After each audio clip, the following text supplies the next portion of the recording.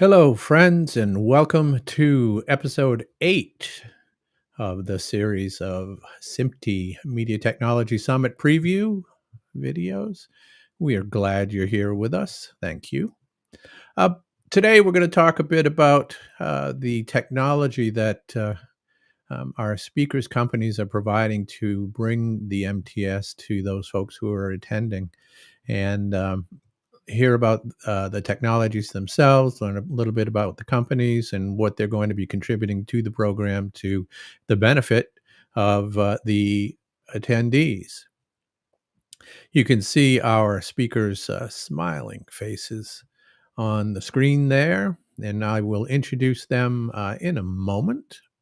But I am your host, Joel Welch. I am with Macklin LLC. And I want to again welcome you, but want to do a couple of other things that I think are important for these sessions. First of all, thank you for being with us, as I mentioned, but um, I'm going to bring this QR code up in the right hand corner there. That QR code is going to bring you to the registration page for the Media Technology Summit. And I think you will find a lot of value in attending the program. And if you enjoy social events, there are social events that will be occurring. There are networking events, which are very important to doing business and forming relationships. So the MTS is the place to be to do that in October. Uh, so please scan that QR code, keep it handy. Don't go away and register quite yet. You can wait until the end of this brief preview, but that will be shown throughout. So when it's convenient, go ahead and scan that. I'm going to go ahead and turn off my lower third here because I do want to introduce our speakers. And we have three speakers with us today, and their companies are very generous in their support of the MTS with technology. You can see on the uh, left hand side, we have John Hu with QST Holodeck LED, John Huerta with Hello. Cinionic, and James Ward with AI Media. Let's get rid of that slide and uh, have them do their hellos one more time. Dan, how are you doing? Good. Hi, Joel. Hi, John. Hi, Hi, thank you, James. Hi, everyone on the stream. Nice to see everyone virtually. and thank you for being here. John, how are you? Hey, I'm well. Hey, Joel and everyone. Good, good. Thank you for being here. And James, Thanks, Joel. Hi, everyone. Good to be here. thank you all. Just wanted to make sure everybody knew who our speakers were. Before we actually get too far along, and I hope our speakers will bear with me for a minute, there is another company that is supporting the MDS, but unfortunately, they're not able to be here. And so we said we would say a few words about them at the very beginning. I'll only take a couple of minutes, but that company is probably an organization that you've heard about. It's the studio at B&H Technology Center. And I don't know if you know this, but B&H has been a sponsor of the MTS and a member for over a decade. And the company's evolved from being an equipment provider to a solutions provider, and they invest a lot of time and resources into supporting the professional communities. And they say the time they do invest is way beyond their commercial interests. This year, they're providing the virtual production showcase exhibit. They do have one in the exhibitor space, and they're also providing the capture systems that the will be used to record the technical sessions, so that when you watch the MTS on demand videos, you will have B&H to thank.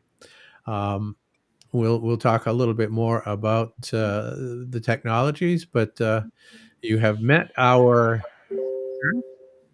And I'd like to ask our speakers, going in clockwise fashion, tell us a little bit about your company, just briefly, and what's your role there. Let's start with Dan. Again, hello everyone. Dan Huerta, Cinionic, a Barco company. Basically, we are the global leader in solutions both for audio and video for cinema.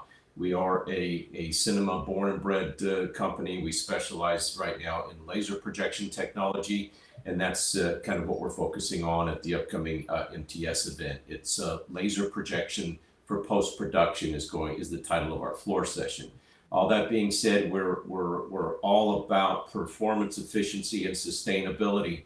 So laser projection truly is the way of the future for cinema.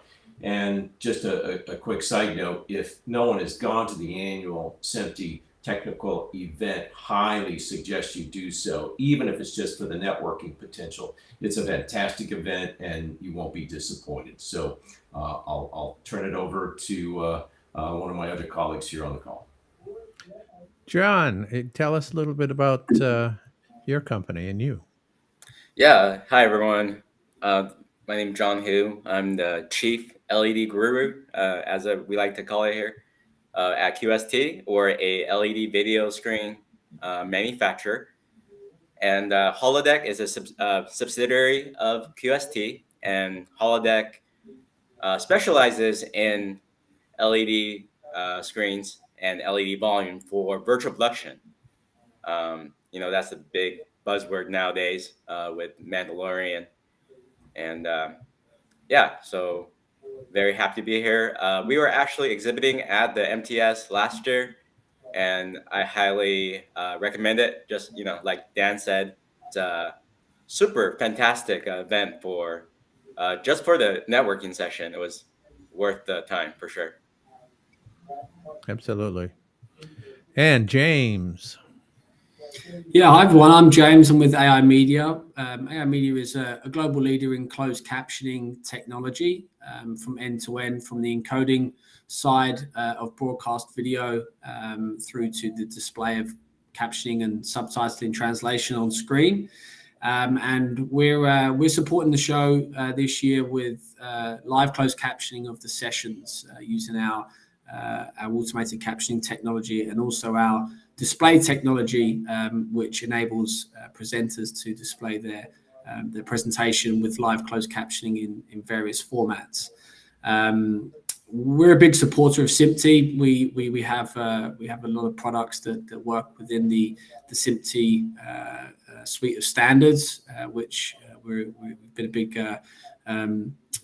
supporter of, and work collaboratively with to kind of set those from the captioning standpoint.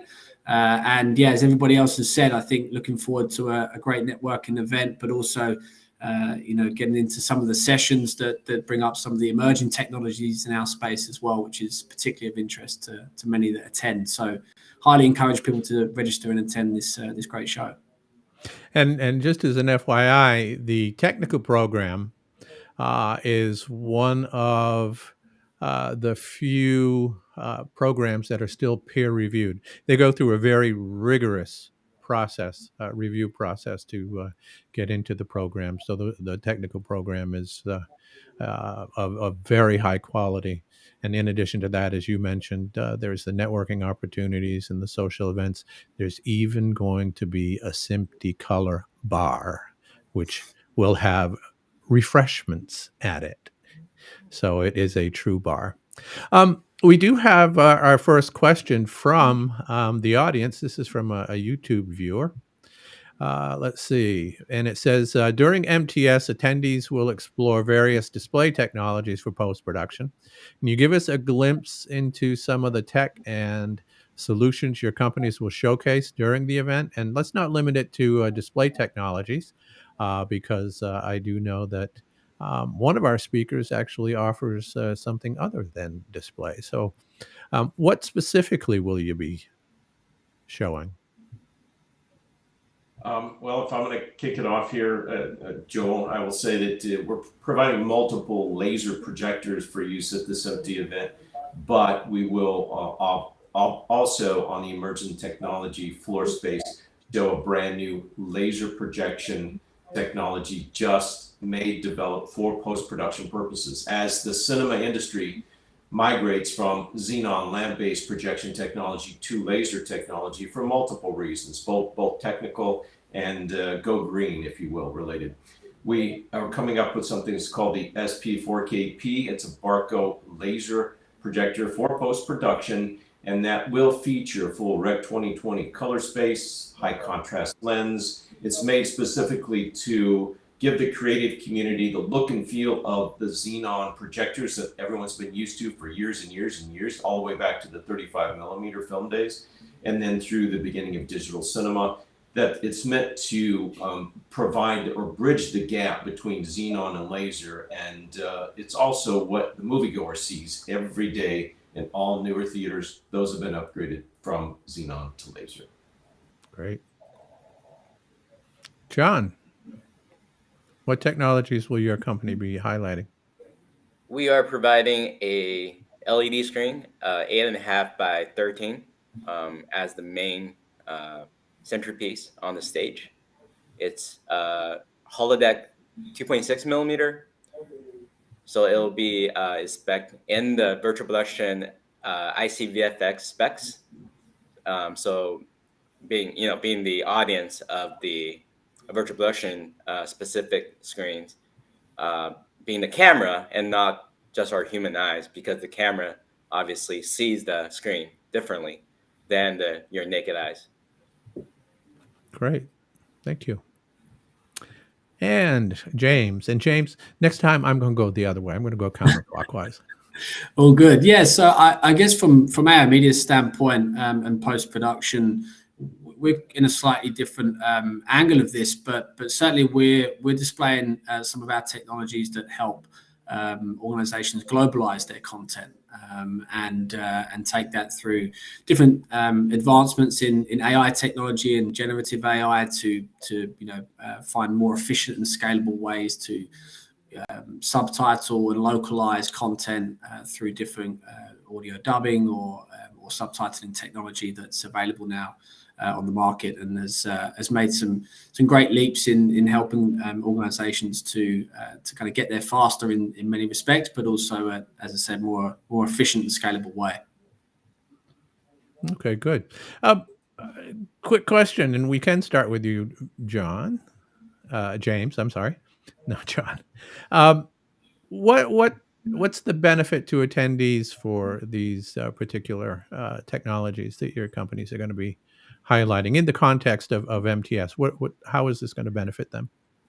Yeah, so in the context of a live event like MTS, we do a lot of work with organizations to display live captioning of what's being said on stage, and I think that helps in many ways. Of there's an accessibility standpoint on that for the deaf and hard of hearing that might be attending the show and require access to captions in order to consume the content, which is a really important piece for many live events and accessibility focus.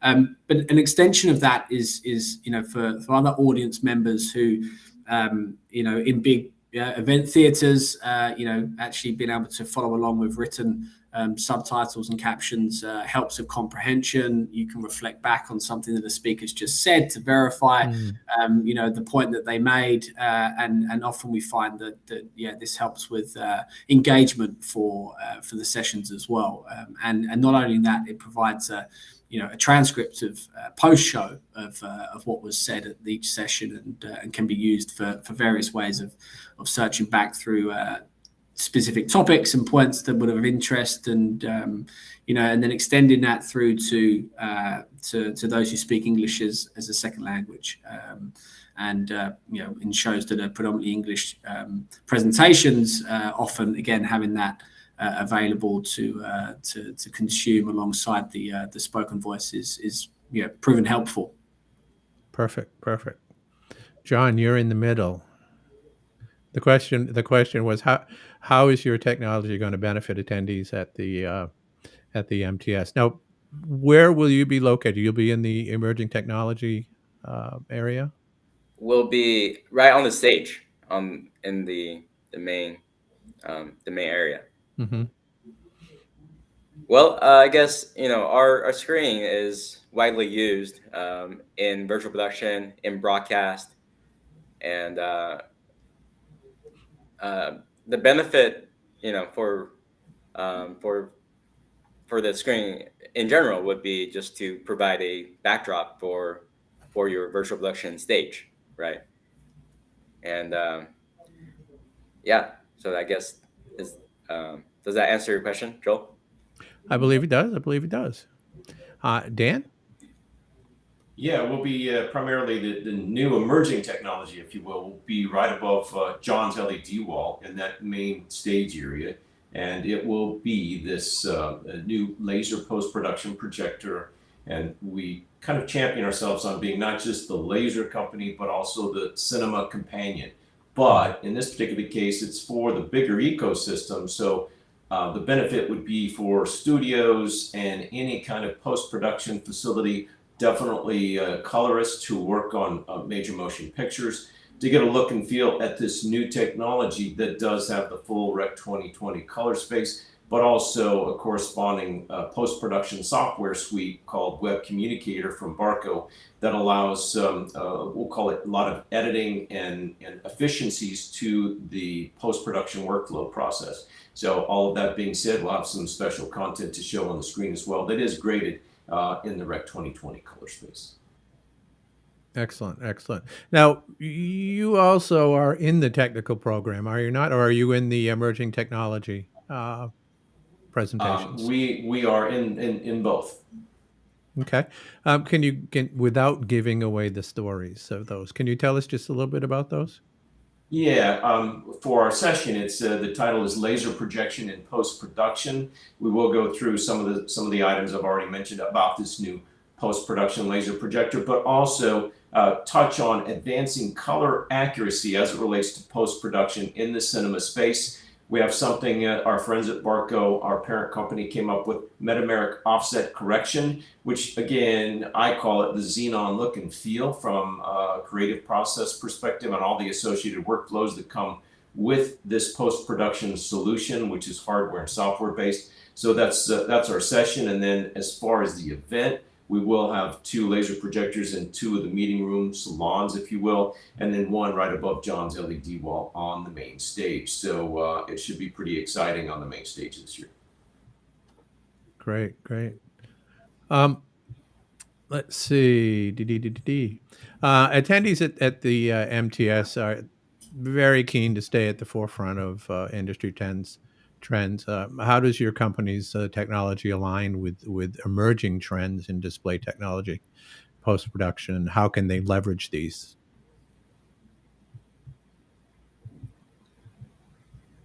Is that Dan? I'm sorry. Who are you talking to, Joe? Oh, let's start. Let's go with the middle. Let's start there this time. So, John. Well, for our technology, like I said, as everyone knows, that the screens has been utilized for many years for outdoor advertisement, live events. For us at Holodeck, our goal is to build a screen that's specially formulated for in camera. So, Joel, can you cue the graphics? I can. So as you guys can see here, there's a couple of factors that that separates a live events screen from a virtual production screen. So first of all, let's take a look at the picture at the top. Immediately, you can see the contrast ratio between the left and the right. One being a live events panel, and the other being a virtual production panel. Then secondly, if we look down the bottom left, like Dan mentioned, his projectors, our LED also utilizes a Rec 2020 color space. And actually, our demo has been tested at several studios, Lux Machina being one, and they have reported back to us that our screens is Rec 2020 compliant, up to 90%. So that was very significant for us. So you can see that the skin color of the rendering of the gentleman's skin, you can see that there's a true rendering versus the other two. You get this reddish color or pinkish color.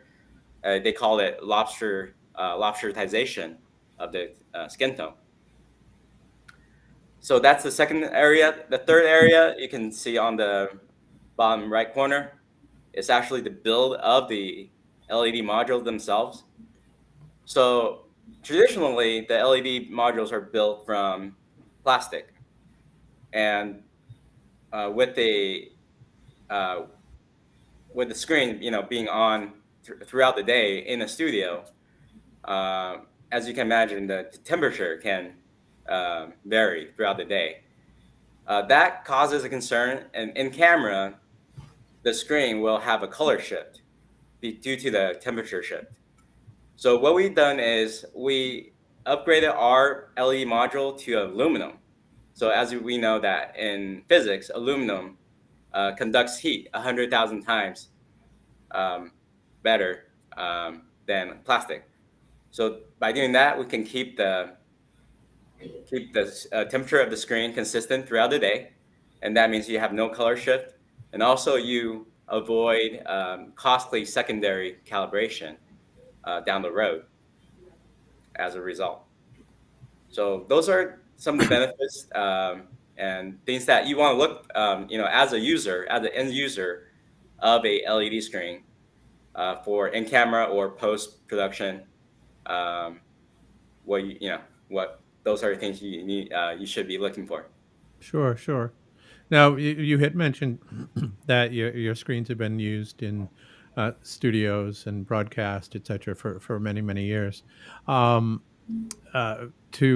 James, where is your technology being used at the moment? Yeah, so aside from physical events where we have display captioning technology, AI Media's business largely sits in the broadcast live broadcast environment. So for those who may not be aware, AI Media also encompasses the EEG Enterprises organization, which has been established in the US for the last 40 years in providing closed captioning technology to major broadcasters across the US and North America.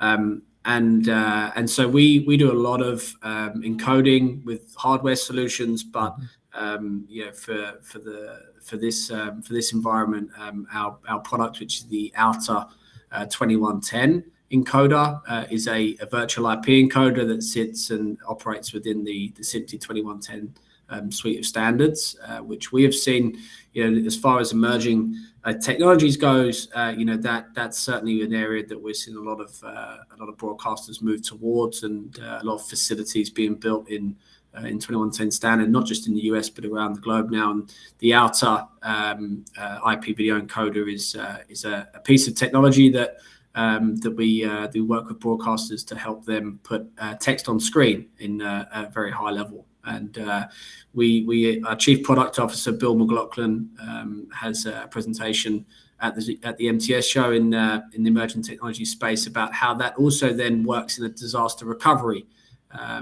environment. So we're actually talking about how closed captioning and continuation of broadcast with captions, which is obviously a regulatory requirement, can be handled in a disaster recovery situation for whatever reason. So that's something that he's going to be talking a bit more about, and how the technologies have evolved in being able to seamlessly switch between some on-prem and hybrid cloud environments.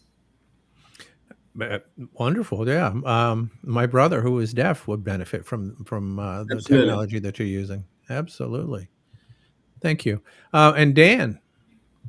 Yeah, the Series 4 laser post-production model that we're going to show at the MTS event, it's not won't be available in the marketplace until sometime early next year, but it has gone around in a beta format, multiple continents, multiple post-production facilities, and also a Hollywood studio as well, trying to get the creative feedback, the technical feedback from the expert eyes, if you will. So all of that has been incorporated into what will become the final product from a hardware and software perspective, which when it's all said and done, including the one that we will show at the MTS event, highly recommend everyone register if you haven't already done so. It will have very 4K resolution, very high, over 5,000 to 1 sequential contrast, very high ANSI contrast, as well as the customized editing and we'll call it projector web communicator software. So something new and improved for the industry, not a revenue producer, not really big as it relates to sales or revenue for Cineonic or Barco, but very important because we want to be part of the full ecosystem, and it will help the creatives know what the moviegoer will see as the industry moves or transitions from lamp-based projectors to laser. Great, thank you. Yeah, laser's been a big deal for several years now, and you're taking it to the next level. It sounds. Let's see. Cineonic has a booth at in the exhibit area. Yes. Yes, and it will be occupied primarily by a scissor lift with this new laser projector post-production model on it. So barely enough space for several of us to stand there, but we will be there to answer questions and try and get feedback on what we're doing right and what could be improved as it relates to what the software and hardware features will be. One of the key things that I know that at all of these events that keeps being mentioned, and appropriately so, is sustainability and are we doing the right thing for the environment? In this particular case, as we transition from an industry, the cinema industry, from lamp to laser, exhibitors and the global world can save up to 70% on energy costs and just much more, we'll call it, beneficial for the environment. So there is a big plus even in the post-production world. So Sure. And James and John, do you have a booth in the exhibit area as well? We do, yeah. We'll be there. So look forward to answering any questions that attendees have and engaging in some conversations about one of the best things that I guess for us that this show offers is conversations around the standards that are being set in the industry as it relates to closed captioning. That certainly helps us operate within an environment that has some clear guidelines around that we can support customers with. So yeah, again, as said previously, looking for some feedback and interest in developments in this space. So we'll be there with a team of a few of us. We don't have anything large on the booth that's going to take up too much space. So we'll be welcoming everybody for a conversation. And it is a place that they can come and they can learn about the technology that's being implemented by your captioning service. Absolutely. Okay. John, how about you? You going to be in the exhibit space beyond the stage? This year we're not, Okay. but last year we did. But we'll have a few of us walking around and looking forward to high caliber and engaging conversation with everybody. Yeah, and that was going to be my question. How will people who want to connect with you find you, get in touch with you? Should they go to the stage, and will there be somebody there to help them connect with you and your colleagues? Yeah, we will have someone there, and we'll be in one of the copies. We'll put our information there. It's Excellent. Simply our website. Excellent. Because not only do we want to showcase, your technologies and your support, but people will come to learn, and so we want to make sure that people understand how to get in touch with all of you. We've only got a couple of minutes left, and I do this with each of the episodes. But let's say you're in an elevator with somebody, the typical elevator pitch. What would you say to that person about why they absolutely positively need to go to this event. And anybody want to raise their hand and start? I guess I'll kick off, Joel. I mean, I think as it relates to the SIMPTE event and the MTS show, I think I really see this show as an educational environment where there's lots to learn about new technologies that we've spoken about today, which differs to other shows, which can have more of a kind of trade show feel. But this is certainly one that we look at as a space to learn and educate ourselves, as well as customers that want to come and learn more about closed captioning technology and other technologies that the guys here have spoken about today. So I think certainly from our standpoint, we're looking forward to learning some new things that without going we might miss out on in the first round. So Good. John, what about you? What would you say to people? I would say come to the MTS. You'll have great conversation with very high caliber engineers in broadcast, and that's something that you don't usually get at other trade shows. Perfect. And then Dan. Well, you had me, Joel, when I read Emerging Technology Showcase. That's enough for me. But all of that being said, what I like about this event is it's not there's no sales pitches. It truly is informational and educational, and the networking part of it is worth its weight in gold, and definitely worth the price of registration.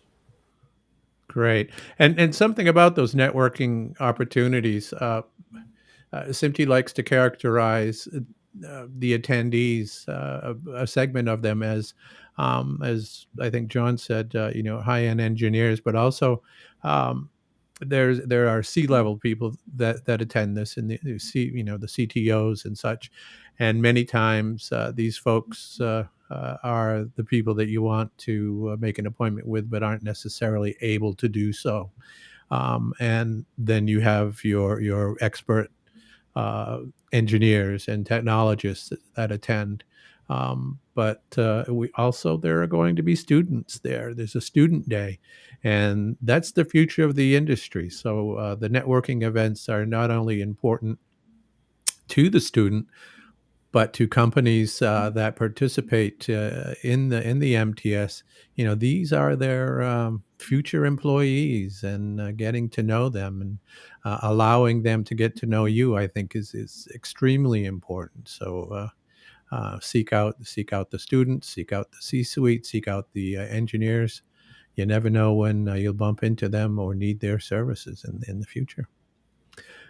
Well, we are at 32 past the hour here. Any final comments? Anything that you want to say to anybody? Shout out to your mom. No, just looking forward to getting out there and seeing everyone in person. Same here. Thanks for being such a gracious host, and well done, Joel. Oh, thank you very much. Thank you, Joel. Thanks, Joel. All right. And of course, I have to thank all of you. Well, I don't have to, but I want to, because I think you've given us a lot of good information about what to expect from the emerging technology space in the exhibit area. And of course, thank you to our guests for spending time with us. It has been recorded. If you want to watch it again, or you want to tell your friends and colleagues about the session, so go to your social platform of choice and you can watch the on-demand video. So thank you. Take care. Thanks, everyone. We'll Thanks, see everyone. you. Thank you, guys. Bye-bye. Bye for now. Take care.